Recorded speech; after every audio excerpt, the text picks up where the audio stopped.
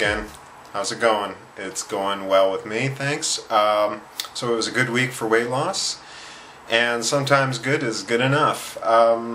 For the first time since the fall of 1998, almost 13 years ago, I am overweight according to the BMI. I am not obese. And that's awesome, but I still consider myself to be fat. I will continue to consider myself fat until I'm at 25% body fat.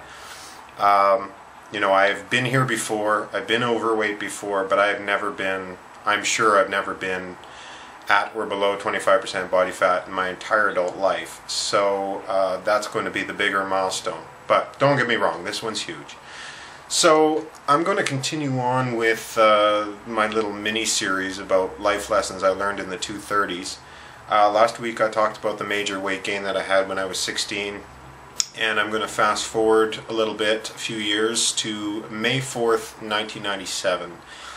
I just finished a year at university, and I wasn't going to go back. I didn't know what I wanted to do, but I did know that I didn't want to waste another year not knowing what I wanted to do while being in school.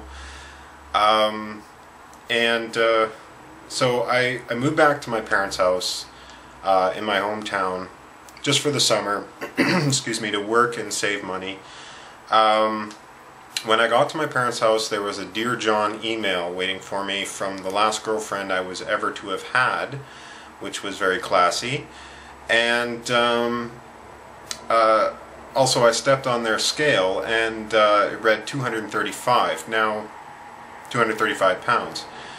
Now, about 4 years before then, I was 288 pounds, and how I went from 288 to 235 was by using a plan that I like to call not having enough money for food plan, which is not a plan I recommend. But anyway, as I was meeting up with old friends, you know, there was lots of comments about how slim I was looking and that sort of thing. And that, with the, you know, with the confidence I was getting from those comments, and from, you know, from seeing that number on the scale, and also, you know, from being untethered to any kind of direction in life, it was very strange. Something snapped in my psyche that day, and it was very strange because I knew it. I realized almost instantly, you know, what it was, but I really didn't understand yet the ramifications of it. And from that day forward, I had a completely different attitude. And before I get into what the new attitude is, let me briefly describe what the old attitude was. I've never been a person that had a lot of time for other people's rules. I'm an independent thinker. I'd almost say I'm a contrarian, in that most of the opinions and views that I have on many things are not shared by the majority, and that's okay. And I've always surrounded myself with very liberal, live and let live type of people. But you know, that was all on a very shallow intellectual level.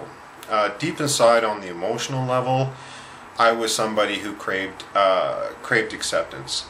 And because I didn't think that I could get that from my physical appearance, obviously, because I felt like I was hideous, and I felt like the only way I could get that is by doing what I thought other people wanted me to do, and being what I thought other people wanted me to be, to the point where I really didn't even know myself all that well anymore.